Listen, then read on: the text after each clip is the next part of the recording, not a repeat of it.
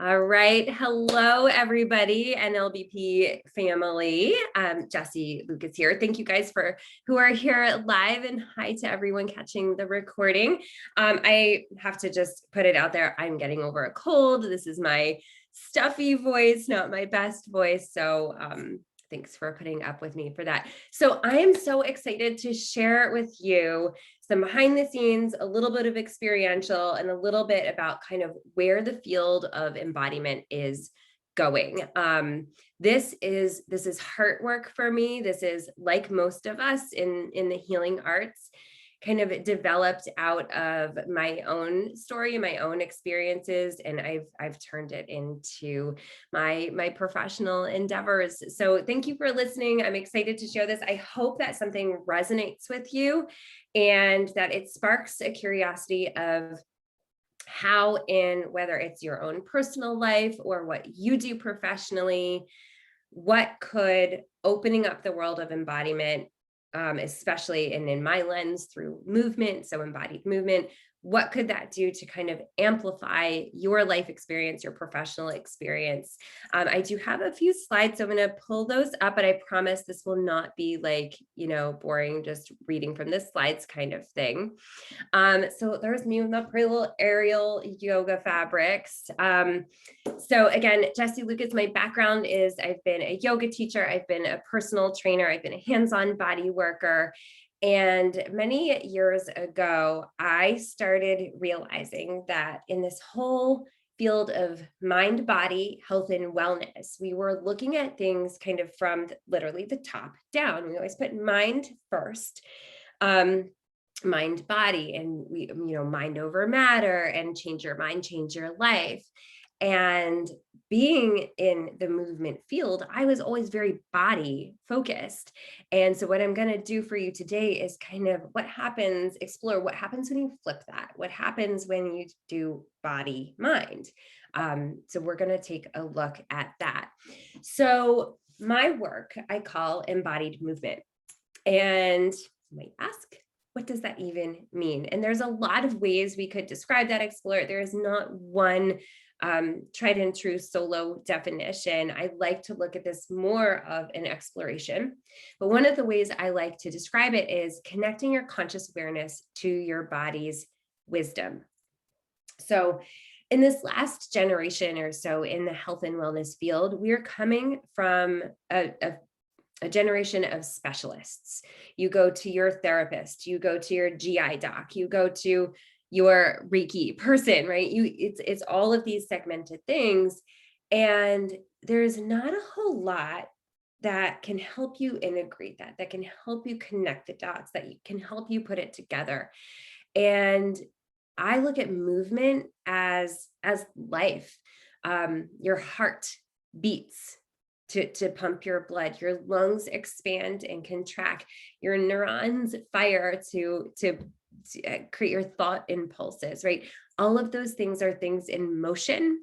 So I look at movement as a great platform, a great way to start to understand on a personal level and an experiential level the connections of all of these other ways that we can take care of our health and wellness. So before we get to some of that experience, and I'm going to guide you through something pretty darn cool. One of my staple practices I use with my clients and my students. Before I get to that, just a little tiny bit about my story. So I entered my professional practice the same time I entered parenthood. I was a young mom. That kiddo turned 20 this year. So this is about 20 years, just under 20 years in my career. And I got to develop myself as a young adult and as a professional and as a mother, kind of all on the same time, all in the same trajectory. And if you can imagine, and you've probably been in times in your life when you have a lot on the table, a lot feels exposed, a lot feels like it's changing very quickly. Well, that was me. And unfortunately, at that time, I was under the stress of living in a situation, in an environment that was not healthy. I had some trauma in my living environment that really started to, unknown to me at the time, because it was kind of like a fish to water, but really break down my sense of self-worth, my psychological patterns, my emotional integrity. And all the while, here I am providing these services. I started teaching yoga back in 2003, added personal training along with that a few years later. And so I was like crumbling on the inside while I'm learning all of these skills to help build other people up and develop. I did use the mirror on myself, and thankfully it brought up a time in my life where I had this cathartic moment when I had this kind of kinesthetic shift. It was a time when I was adding the personal training on top of what I had already developed, a pretty successful little gig for myself teaching yoga in my mountain community. I lived in Vermont at the time. And I thought I was, pretty good handling the stresses that were around me, the difficulties, the negativity that I was living under. I had a meditation practice. I had my yoga practice. I had supportive girlfriends. I had a healthy community. We ate good food. I stayed hydrated. I slept well. I had all of these right things. And it wasn't until I was kind of backed into adding this fitness piece. That's a kind of another category of this story. I didn't really have an interest in fitness at the time, but I was handed the opportunity to take it on at a time in my life where I needed more bookable hours. I had left my marriage. I was a single mom to 2 boys, and it was an easy yes, despite the fact that I looked at fitness as I kind of honestly looked down my nose at it. I looked at it as an egotistical realm. I saw all the people from the fitness floor come into my yoga classroom, and their muscles were imbalanced. They had chronic use injuries. Their hamstrings were tight. All they wanted to do was sweat and push and move. And all I wanted to get them to do is slow down and be present and breathe and notice. So when I learned fitness professionally, that's how I learned it. I learned it with my breath. I learned it with my noticing. And there was this moment when I was practicing these weird to me fitness moves. And I had this moment of like, oh my gosh, I feel strong. And it wasn't this like my little baby biceps strong, and I get to these components because this is where it goes to. It was this kinesthetic hit gave me a sense that I hadn't felt before. There was otherwise this cognitive dissonance. I had done my affirmations. I could look around and hear my friends supporting me. But when I told myself I'm strong and capable, I would look around and see everything that was crumbling. I would hear my damaged subconscious leading the show, and it would just call out what felt to me like lies, because that was not the story my body was telling me. So I went back to study what happened in this moment when all of a sudden it was non-negotiable, undeniable. I feel strong. And it was that my body gave me this sense that I could look and like, okay, this is true. I lifted this weight. That's true. I feel strong. Cerebellum goes, yes, that's true. Oh my gosh, suddenly I could believe it. And when I picked it apart, I ended up going back to school and earned my master's degree studying this. I figured out I had gone through these 4 steps and stages, which is what I'm going to break down for you today. Number 1, release. I had done a certain amount of dropping the tension. So for me, it looked like leaving the environment that was creating this shell of tension, these boundaries of safety that I had to create, among other things. Realign. I had made some decisions in my life to put myself on track. And thankfully, those were all body-based because that was my profession. I was kind of forced to do so by default. And so things were coming into alignment for me. Then here's where the magic happened at Strengthen.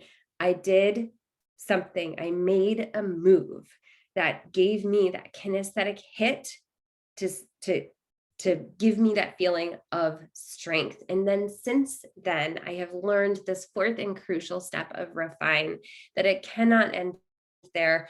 Life continues to give you information. We live in this sea of sensory information, and whether it's coming through our sense of sight, hearing the words we hear, all of our experiences, and especially our kinesthetic sense, our sense of our body in space, all of that information continues to influence all of these factors of how we feel about ourselves, how we feel as we move throughout our day, all of it. And so to be able to be refined in how we use that information, how to navigate it, and how to be intentional about how you are in your body, that's the embodiment part.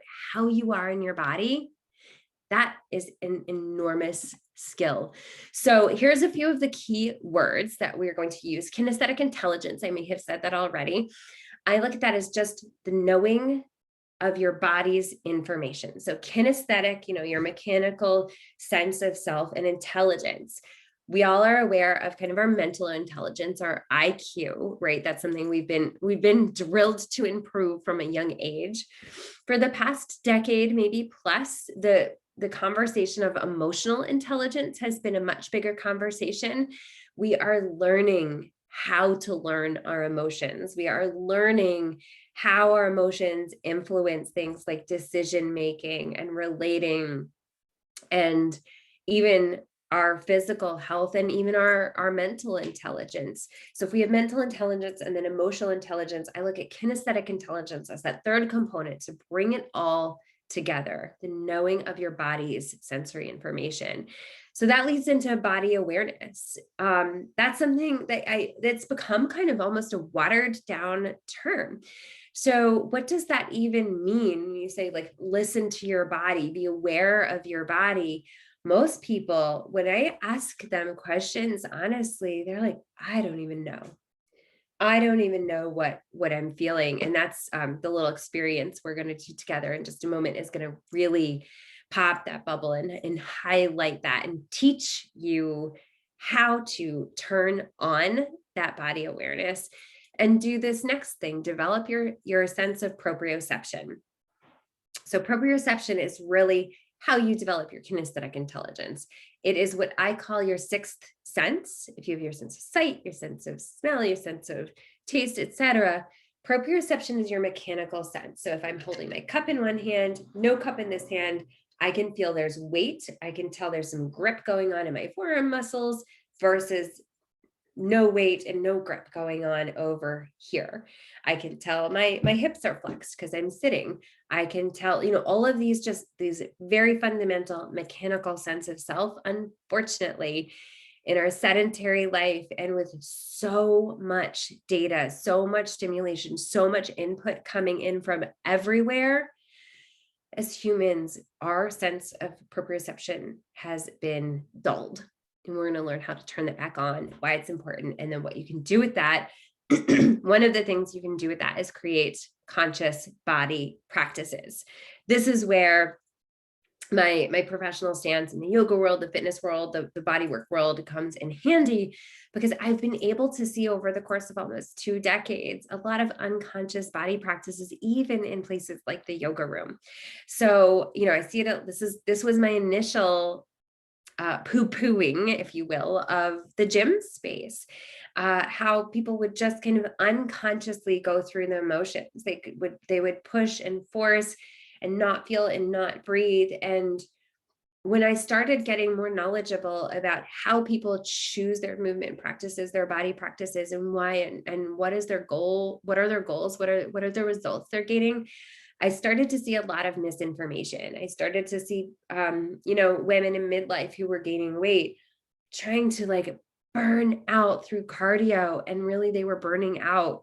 They were throwing their hormones off. And that's just one example, when you can really align your body practices consciously to what your body awareness is giving you through that kinesthetic intelligence, through that sense of proprioception, you can make better choices that feel really, really good. So you may want to take some notes. If you haven't already, grab a pen, and I'm going to stop my screen share for a moment. We're going to come back to it in just a little bit. Let me get rid of this. Awesome. So I hope so far that's given you a bit of a context of what embodiment is, what embodied movement is, what are some of the components, and why is it important. With this, I'm going to lead you into a little experiential thing in just a moment. But if you would like, I want you to kind of write down what are some of the things that kind of came up for you going over those nuggets that we just went over. Maybe on a scale of like 1 to 10, where would you rate your body awareness? So I talked to some people and their awareness kind of stops here. They're aware of kind of their mental patterns. They're aware of like, I'm stressed, I'm thinking, I'm overthink, or, insert whatever labels. But as far as like body awareness, they're like, 0, I got nothing. Or are you kind of in the middle? Or are you like, I am super aware and I just need to know what to do with this information. Another thing I'd like you to kind of just take note on, the pieces that you do know. What are some of your kind of chronic body habits? Are you a sloucher? Are you a burn the candle at both ends kind of person? Are you, do you have poor posture when you're walking? Do you have an uneven gait? Do you know something like some things people know about themselves? I have one leg that's longer than the other. My hips are torqued. My shoulders are off kilter. What are some of the things that you know? And I'm asking you this part, and you can continue to take notes if you are and listen. I look at the body's framework as kind of a container or a vessel for the flow of energy. And when I say that, I mean that both very practically. I mean how your nerves fire. One of the hot topic conversations in the field right now is the vagus nerve and how important it is, and it kind of runs here and down and innervates a lot of your organs, and how it contributes to your response to stress and that kind of thing. Well, think about it like this. If you're at the computer all the time and you're hunched forward and forward head and everything's kind of compressed, that vagus nerve might have some kinks in it. It might have some places where the signals don't fire fully or correctly, or it's kind of wonky. And all of the things that nerve is responsible for now is compromised. So if you can start to detect some of these kind of postural deviations or postural habits or movement habits, you can start to see where you can back up, release the tension that gives you the room to move so that you can realign, so that some of these things kind of start to flow more easily. And we can get even more subtle than that. So that's kind of an example of the practical side. I've heard it described in like Chinese medicine as health is motion and lack of health is stagnation. So if you have energies pooling and they're kind of stuck, because, when you sit, you always sit like this, or when you stand, you're always kind of collapsed or whatever, and you have these places of stagnation, if you can open it up, if you can move it, then you have room to release those things and let them flow. So everything from practical to really subtle and nuanced, that is everything I'm talking about as far as the container of this body. So okay, I hope you have a couple of things jotted down for you to come back to, for you to start evaluating for yourself. What are some of those changes you can make using those pillars of release, realign, strengthen, refine? Now we are going to do a little experience. So I'm going to slow it down a notch. Thank you for that, being receptive to all of this information. I know it's a lot, and now we're going to get it in your body. Get it from here to in here. So this is an exercise. I call it a sensory tracking exercise. It is very practical. It is very handy. It is kind of a hybrid between like a body scan and a guided meditation. It's not long. We're only going to take a couple of minutes, like maybe 3. So it's not going to be this, you have to sit still for half an hour kind of thing, although those are really awesome as well.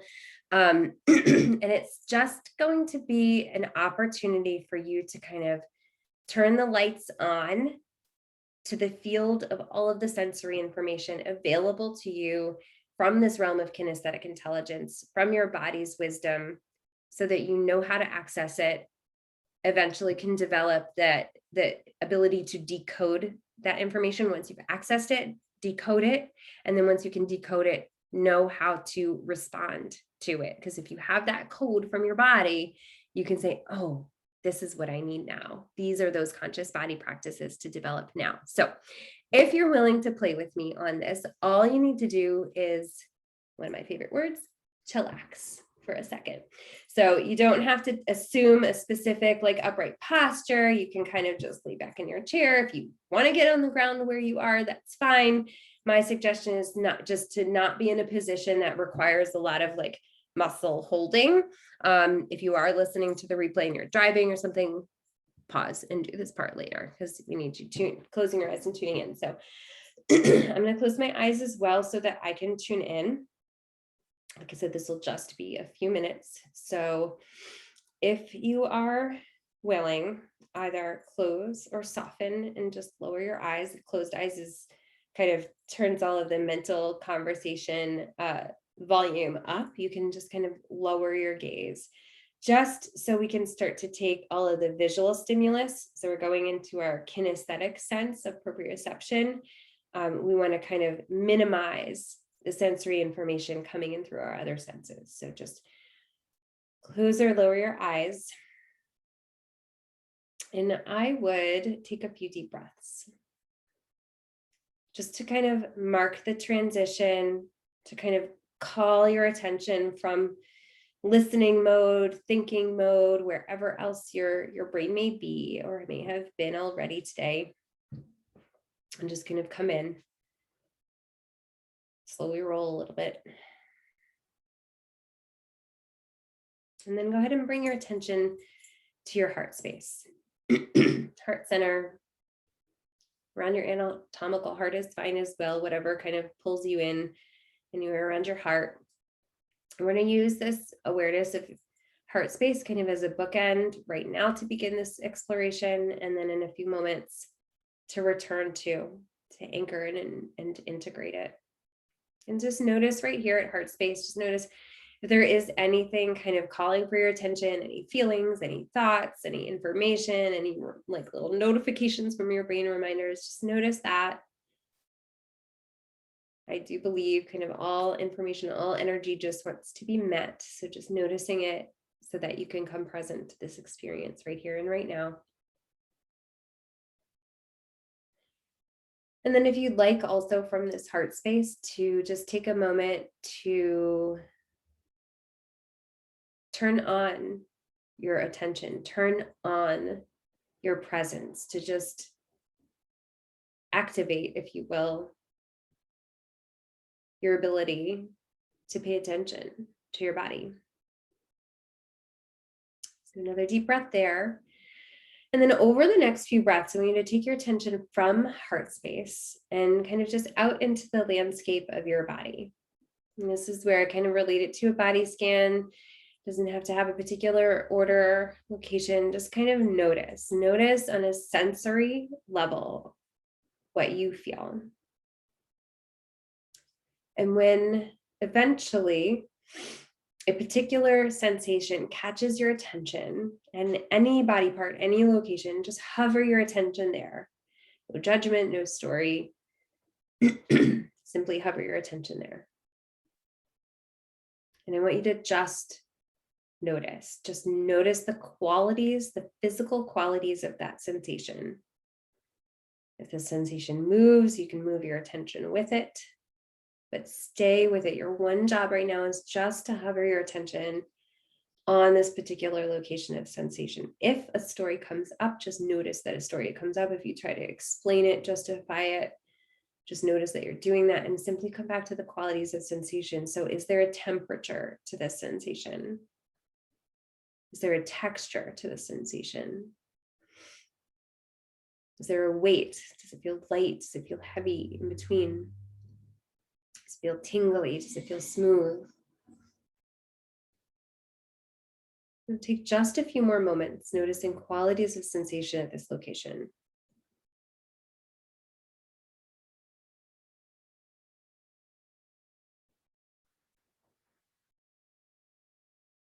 And then knowing that any information coming through this location of sensation can and will complete on its own. I want you to just gently kind of pan your attention back from that location out into the landscape of your body. Scan around again. I'm going to do 3 locations in total. Scan around until you come across a second location of sensation. It might be connected to the first location. It might be someplace completely different. It does not matter. And once your attention is called to a particular location, hover your attention there. Your one job is to hover your attention there. And just noticing qualities again. If stories arise, if the need to justify this sensation arises, just notice that.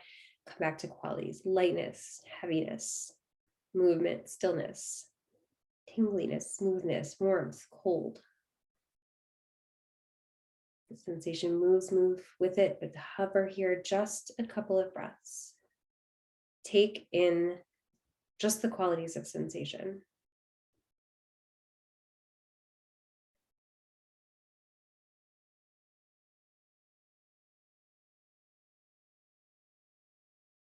Taking just another breath here. And go ahead and very gently, knowing any information coming through this location can and will complete on its own.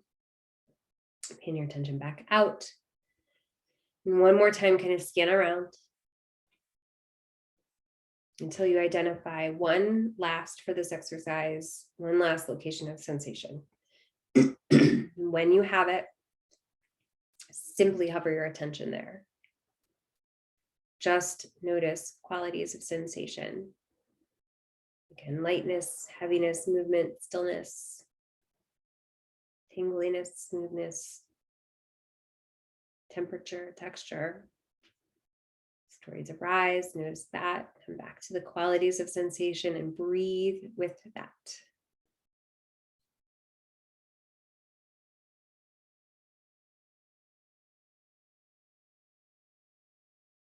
Just another breath or so here.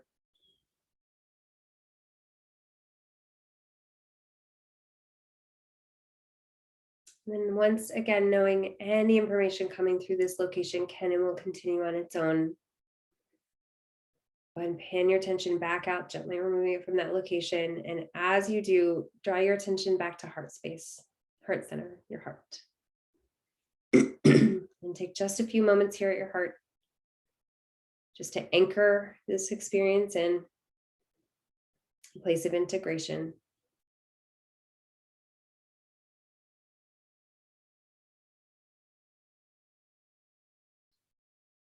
Maybe a few breaths of gratitude for the luxury of the taking the time in your day to just become aware of your body's sensations. Just take that in.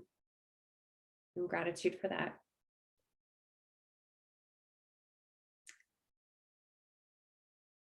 And then to move out of this, when you take your attention and just gently kind of pan your attention out from your heart, out through the layers of your body, your bones, your muscles, your skin, any fabrics or materials against your skin, the air around you. Your eyes are still closed. You can, when you are ready, gently open them. Movement feels good. You can move, stretch, yawn, make a sound. Whatever feels good to come back. Welcome back. So very cool. I hope that kind of like lit some things up for you. I want to put this in context and then kind of start to bring this home. So that sensory tracking experience does some very cool things. So, and you might want to, as I'm talking here, jot down a few things if some insights connect for you. So what I would do when I'm taking a client through that sensory tracking process, it's a staple practice that I use. What we would do is start to identify what were the sensations, what were the locations, what were the qualities, and start to kind of categorically match up what are some health practices, what are some body practices that would really address the sensations. So for example, if I get someone who's like legs felt really heavy and stiff, like that was the sensation, the legs are heavy and stiff, I might say, okay, well, we need to get some chi flowing. We need to get the energy moving. We need to get, so, you know, maybe like a long brisk walk, maybe some like self-massage kind of thing to break up the energy. If we got a sense of like flutteriness like around the heart or solar plexus. I might suggest some kind of like breathing practices to kind of smooth that out and soothe that flutteriness, maybe some compression or some, gentle yoga to kind of like bring that flutteriness down. So things like that, everything from, self body work kind of stuff to just going on walks to getting out in nature. So starting to kind of like really inquire based on the sensations that you felt, what then are some very simple body practices that would align with that would address what you feel. So that's kind of putting it in very general context. If you're having any insights, any aha moments about that, please take note. And if you want some support with that, that's what I do. So if you want to share that with me, you all know how to get a hold of me. I can put my contact card up at the end of this so you can take a screenshot and know that I love to hear people's stories. I believe that our bodies hold our stories, that they are a container. It's been said, like, our biology is our biography. And one of the main disembodying things, I think one of the main issues we're experiencing right now as humans inhabiting this planet is this disembodiment, because our stories have been stuffed. They're stuck in our body systems, and we have only been given tools up in our head to deal with them. Or we've been told not to deal with them, that it's inconvenient to deal with them, that there's no time to deal with them, that other things are taking priority, or it's too much of a burden on whatever the surrounding support systems are to deal with them. And this simple tool can start just awakening and unleashing, if you will, that kinesthetic storage. And sometimes that's all that's necessary. So I don't know if you remember, as I was guiding you through that little experience there, I made a note every time we left a location that any information coming through that location can and will complete on its own, and it will do what it needs to do. And oftentimes that's all that's necessary. Simply bringing your attention to a sensory kind of circuitry that's going on allows it to kind of like the wires connect, the current is complete, and then it flows. And no other process. You don't have to tell this story. You don't have to unpack it. You don't have to go tell somebody else about it. You don't have to go forgive and forget.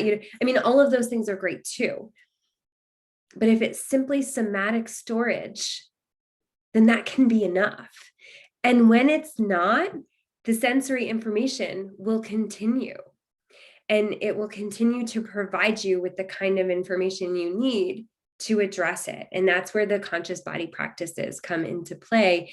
And when you can create this experience of embodiment, everything is a ripple effect from there. So this is where I kind of wanted to bring in, like, where is this going? Why is it important? So I'll kind of bring it home with that, open it up for some Q&A if you guys have any questions, and then we will be done here.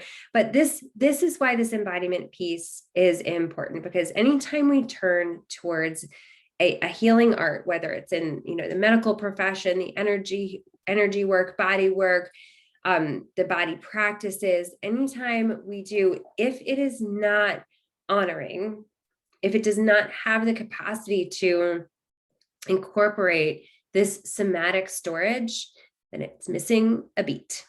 Then it's not allowing all of that information to come through and be of service in whatever the other way you're approaching the healing art is. So I fully believe that, one, we can take self-responsibility, just given a few key tools to be able to do this, to be able to be self-empowered, self-knowledgeable. It's this whole self-knowing that, if you're on any sort of spiritual path, that's really the jam, right? This self-mastery through self-inquiry. But also, I really believe that it's not solely, we're not meant to do this in isolation. And unless we are embodied and working with other embodied people, the network, the connectivity, how can we help each other? That can't happen either. And I think that's where the real beauty is. It doesn't end at this self-knowing, this self-mastery, this self-empowerment. I think that that's great. That's a huge first step. But through creating embodiment, and there are many ways to do that. Movement is my platform, my lens. We create healthier relationships, healthier networks, healthier connectivity through all of us. And I think that's where the real beauty is. So I'm going to pause there. I will try to remember at the end, put my contact card up so you have that information. But it's just a few of us here live. Do either of you have any questions, ahas, insights, or anything you experienced in that sensory tracking that you'd like to bring to the table? That was awesome. Thank you. And it's I know you pretty well, and I'm really getting really now I just totally get what you do. and it's awesome. It's so awesome. I mean, I got it, but now I got it. I know how to explain it now in my own language. And it's, it's great because, we all go along and we do our things, and it's like, but I'm in alignment with everything you said, but it's like, gosh, really, how often do I really take that time to really scan my body like that? And I loved how you guided us into exploring the sensation like that. And it was interesting. So when I would focus on it, like memories would come up, and so I'm like, oh, so something I took in from that time or whatever was stored there, like when you do Reiki and stuff too. And so that was really cool. And God, yeah, it's just so important, right? Like to scan the body like that. And I love, and then now I'm curious too. Okay, so what are the movements? I mean, this is great. Like, yeah, so what are the movements? And then I never made that connection either. Like, so yeah, so not only do you feel the sensation, you put the attention there, and then yeah, so what are some specific ways? So like when you're working with people, so you have like kind of this toolbox of just different ways for the different body parts that you can suggest to people for that. That's amazing. That's really awesome. You brought up a great point there, Heather, because, it's not unfamiliar. We hear all the time, these self-care rituals, like, put a sticky note on your computer to breathe, pause and breathe, pause and, drink your water, pause and like notice your body. But that's where the instructions end. Then what? The one of the things that you brought up, that lingering, that staying with the sensation, just giving it even a few moments. This didn't take all day, right? This wasn't a long drawn out experience.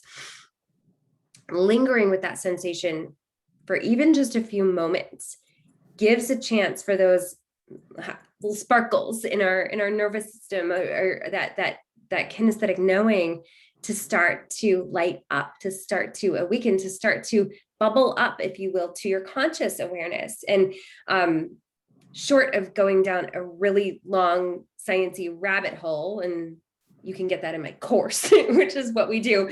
But your nervous system has a built-in function like that, where things that are stored in like backup memories. So things, whatever was coming up for you, those memories were not at the forefront of your consciousness today, I'm guessing, but right. You tuned into a sensation and they started kind of sparking for you. Even down to things like when I reach over to pick up my water, I don't have to think about how to do it. I don't have to think about, okay, rhomboid down, core muscles in, tricep tighten, I don't have to think about that. I just reach over, all of these things that are kind of stored below the level of consciousness. They can either help us, like not having to think about that helps me pick up my water without having to stop every single time and thinking about how to do it. But it can also hinder us, because if we have those memories kind of going on our operating system all the time and influencing our moves, our posture, our decisions, our feeling, our emotional patterns, especially, that's a place I'm really interested in, is our emotional patterns that are informed by this somatic storage. Our nervous system is built such that when you can open up those pockets like you just did, And you can start to identify, okay, did that just need to move through and we're done here? Or is there something else to kind of process and progress with in order to come to completion? Because that's what happens oftentimes. We have a situation that started, it starts an emotional cascade. That emotional cascade is halted before it comes to completion. And all that residue, all that gunk gets stored in our body systems. It gets toxic, so to speak. We can, when you call attention to that, bring those things up the chain. Literally, if you look at like the branches of our nerves that come off of our spinal column, bring it up the chain into our conscious awareness, do some reprogramming, and then settle it back down into new habitual patterns. That's what this work is. So that's where, yes, when I dip into my toolbox, my library of moves, those moves are intentional to support that, bringing it up to the level of conscious awareness, implement intentional reprogramming of patterns and habits through something physical, something dense, something that when I was doing those bicep curls and felt I was strong, I didn't have to convince myself, versus an affirmation, I'm strong, I'm strong. I have been doing that for years. And my subconscious was going, liar, liar, liar, liar, liar. When I picked up that weight, and granted, my little baby biceps, that weight was not very heavy, didn't take a whole lot of physical strength, but that little hit to say, I'm strong, I could do, my little cerebellum back here goes, check, check, check, check, check. I did a thing, it was strong. Yes, that's a true statement. Reprogramming done. So for things like stubborn emotional and mental patterns, going through a physical route with physical sensations that are more undeniable to your human self, it gets a lot easier. It gets a lot easier. And those moves, like, sure, like, you know, I have my professional library of things, like, and I've gotten really good at navigating, like when I hear a sensation, okay, apply this movement, but that's what I want to teach people to do for themselves. And I really think all you need is that inquiry, that curiosity, open up the gates, start playing with the information. Your body is wise and it will tell you what to do if you start listening to it. That's the how-to of listening to your body. So I love that you have a greater understanding now. That's awesome. Thank you. Thank you. I just want to add that it was really helpful. I went to the end, then I had to turn off my camera real quick, but just even note, I think the aha for me was even taking the time to notice what was happening. So I think it's so unconscious, but you know, but I didn't know. Like even just sitting in my hard chair, and I'm like, wow, I go numb after a while. like just little things like that. And now I'm sitting at my dining room in a hard chair instead of an orthopedic one in my office, because I just moved months ago and I never moved back. But now I have new pains, and I know it's because of the chair. So, but going through your thing, I kept telling myself those stories. Like every time I stopped, and I'd be like, well, this is because of this. This is because of this. And, you know, and trying to stop to tell myself those stories.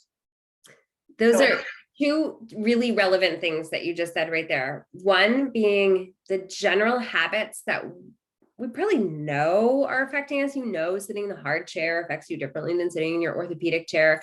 I remember my dad was, you know, a white collar 9-to-5 commute, you know, Washington, D.C. traffic kind of person. And he had an hour commute in the morning, hour commute in the evening, and he drove with his wallet in his back pocket. Eventually, he needed to have surgery because he had compressed his sacral nerves so badly, one commute at a time with a wallet in his pocket. Wow. So imagine, I'm going to go change my chair. Imagine, right, being aware of that. And I know, like, my honey had a similar circumstance. She changed a little bit in her driving habits and was coming home with, like, it started acting like sciatica. I'm like, it's not sciatica. It's this thing that you're doing while you're driving. She changed that. And so, you know, catching it however many decades later, like my dad did, there was no unwinding it except for something invasive like surgery, versus if you train yourself to be aware of these sensations, you catch yourself and be like, okay, you know what? I can handle this much time in this chair without a negative consequence. It's not like sitting in that chair is bad always, all the time. Yeah. But you know, okay, all right, if I'm going to be longer in this chair, I need a pillow behind my low back or a cushion under me, or I'm only going to do my, morning stuff at this chair. And then I got to go move to the other chair. You start to become aware of those things. And it's like in Back to the Future, the second one or third one, where it's like you have this timeline and then you have like this other trajectory. You have the choice. What's your trajectory? Like, do you go down my dad's route and need the search, or do you do what you're doing? You're going to change your habit now. And so you're going to be healthier as you age to do so. Yeah. And then just that, that knowing to become aware. That was the other part of what you said, that knowing to become aware. It really is, we don't think to do it. We think, just go through the day. But these little tiny bits, again, if we don't just know, like, okay, take a deep breath, that does have a benefit, but it has even more benefit when you know that's just the pause, right? After the pause is accessing the information, decoding the information, and then knowing what to do with it. And those little tiny tweaks. Just, the little tiny tweak, because it's really interesting, because now that you said it, I've been having this like pain in my side, and I've went to like 3 doctors and they're like, there's nothing wrong. And I was like, I bet it's the chair, because it didn't happen before we moved to this chair. Like little things like that. And I'm like, but I'm sure a lot of people are going through it that aren't, physically active. That things happen and then they just do something for the pain instead of reversing it the way you've taught us and trying to figure out the why and the root cause and what's holding that there, and just release it in a different way. So to that point, and we can kind of start wrapping with this, is you have this pain in your side, your back, whatever. If we plug this into release, realign, strengthen, refine. So you located a pain, you have some sort of idea, like, okay, I bet it's the chair. You have this, kind of intuitive, like, oh, okay, it's probably that. Part of the thing, so obviously you can change your habit, change your chair habit. That's obviously, change the environment. It's like that story of like, oh, it hurts to sit. You change the chair, but then like you actually have a thorn in your butt or what, it's like, you got to like get rid of the problem, right? Like change the environment. But so you might have developed just some like muscle imbalance there, like that there's, there's something back there or on the side that's like kind of constantly, if you're going numb, like maybe there's too much pressure on the nerves coming like on the backs of your legs, right? So we're leaving pressure there. But to compensate for that, for however long this has been going on, you might have had, like, I'm thinking in your quadratus lumborum or erector spinae, some of these muscles back here, they might be kind of trying to like really grab and grip to try to kind of pull up from the back of your legs to get some relief on the back of your legs, because there is too much compression there. So if we plug this into release, okay, well, we got to change the environment, get that compression on the backs of your legs to stop, but release. Now you have, and I'm just kind of doing the 1 minute guesstimation of this, right? So if we have this chronic tension now in these inner or low, inner side muscles or low back muscles, you can't realign until those muscles release, right? So you might want to do some things like self-massage or rolling on tennis balls, or, to loosen that up. And then maybe some like, long, slow, deep side bending to just really get that to like reinform that, open that back up, give it, its habit, whatever's sore right now, whatever's hurting its habits are based on the information it's been provided. But, if it's sitting on the chair, it's what it has to do to sit on the chair. So giving it new information, first release it to awaken it. So it's not all tensed, clenched, not really a whole lot of information is going back and forth. Then the realign part is you start to put yourself in new positions to kind of break up those old patterns, give it new information.